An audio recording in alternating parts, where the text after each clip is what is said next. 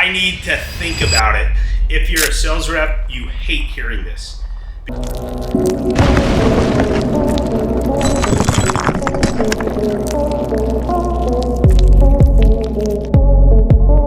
Most sales reps have two different responses when they hear I need to think about it. There's two responses that you get. The first responses are like, okay, here's my card. Or they start selling harder. They start going hard in the paint rather than asking questions. They go really hard in the paint. They start selling the product more, start selling the benefits more, and they lose the customer completely. What you gotta understand is you gotta understand what's the psychology behind I need to think about it. Normally it's going to be something like there's no urgency, the decision maker isn't there, and most commonly there's an objection they haven't told you about yet. They hold their cards close to them because they know if they reveal their cards that you're gonna play your hand and you're going to win. And so our job, when we hear I need to think about it, this is really when the sale starts. By the way, you shouldn't get this a whole lot if you're doing a really effective presentation. If you do a very effective presentation, you will not hear this because you're gonna bring up all of the common objections that you hear, but there's gonna be that one off, maybe that one or two off that you didn't do your discovery good enough, and then all of a sudden they say, I need to think about it. People hate this. This is the most Googled way to overcome an objection. I need to think about it. And a lot of sales gurus out there will tell you, oh, we'll do this and do that and do this. But here's the thing.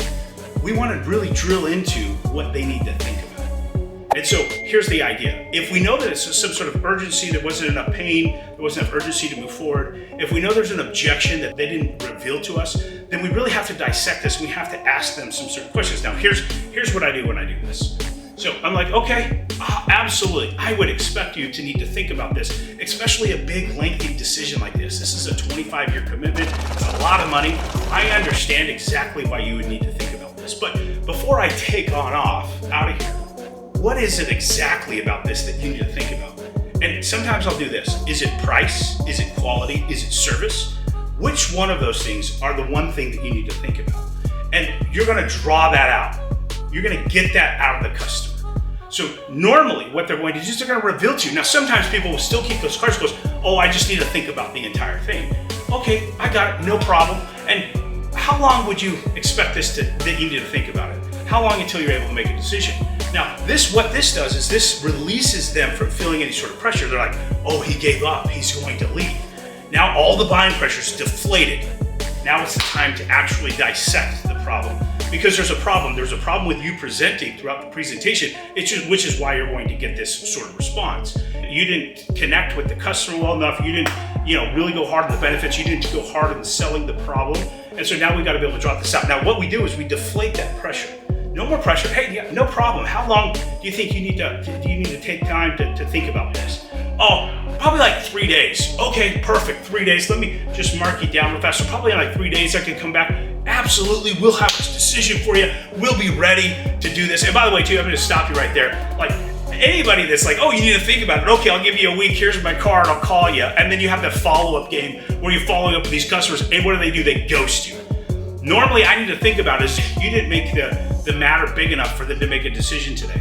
And you didn't uncover the objections. They held them close, and so there was no resolve for these people. And by the way, if you're trying to sell and you're following up with all of these people that need to think about it, you never improved. And in fact, you've got to exhaust the clip. You've got to use every tool in your resources that you have to be able to get these people. But here's the thing. Once we deflate that pressure, they'll be like, oh, no problem. So 3 days. 3 days I can just come back here, or I can call you back and see what this looks like. Yeah, absolutely. 3 days we'll have a decision. No problem. We're ready to go in 3 days. Just need to think about this. Okay. And then before I leave, just so I know, so I can just put this in my notes, what is it that you're wanting to think about? Like what part of the process is it that you're wanting to think about? Now, at this point, shields are down. All the buying pressure was released. Now it's time. It's go time. Now they're going to reveal why they're not making a decision. There wasn't urgency, there wasn't any value, there was some sort of objection that they had. Maybe the decision maker wasn't there, they had to consult with somebody else. But you're going to actually get the objection out, you're going to get their concern out, and as soon as you get that concern out, then that's when you go hard in the paint and you answer the question that they have that they weren't giving you throughout the presentation. Maybe it's like, it's just a lot of money. Oh yeah, it is a lot of money. You're exactly right. This is a lot of money. But the alternative here, not doing anything, can you see where this is going to cost you exponential about more money? can you see, like, I know this is $50,000, but if you look at the long term, you're gonna pay $180,000 to the other company if you don't make a decision to this. Can you see how that kind of works? Does that math pencil out to you? Oh, it does. Okay, great. Yeah, that's what I thought. And so, yeah, and then at that point, once you answer the objection, then you close again. You don't try, you come and close again. Like, exactly. I think we can resolve all of this, and we have all the time in the world to consider this. We have a 3-day write-up decision. We're gonna ask you guys to make the decision today so we can get the process started. You push one more time. Here's the thing, once you uncover the objection, you answer the objection, you give them the answer that they're really searching for. They want certainty. And a lot of times, I need to think about it, they have no certainty in you or your product. They have no certainty. You failed to give them the certainty that they needed to feel comfortable about making the decision to buy you or your product. So now, as soon as we get those objections out, we get those concerns out, we answer those concerns. We answer those objections. We give them certainty, we give them control, we give them freedom, and we make it a very easy decision for them to be able to make this decision. You have 3 days to consider this, or however long your write-up decision is. Maybe you've got a product you're gonna get installed, one of the alarms, I'd be selling the deal, the installer would be coming there and installing it, and I would tell them, hey, you're gonna go test drive this, the alarm system, to make sure it works for you. And we'd get them to come in there, they'd get a hole in the wall, the install would happen, everything would be done, and then they might choose to consider to cancel. By the way, I have the lowest cancellation on the planet for the volume that I do. My cancellation hovers about 25%. Selling millions of dollars worth of product at 25% cancellation, I can live with that, right? But the idea behind this is you want to be able to draw that objection out, deflate the pressure. At that point, when they say, I need to think about, they're expecting you to do one of these novice sales guys do. Sell harder, more pressure, apply more pressure, or leave a card and just walk of shame out to the door or off their doorstep. Like, don't be that guy. Whatever you do, don't be that guy. The fact is that you need to find out exactly why it is that they're not feeling comfortable or certain making that decision. If you implement this, your sales will go up 30, 40, 50%.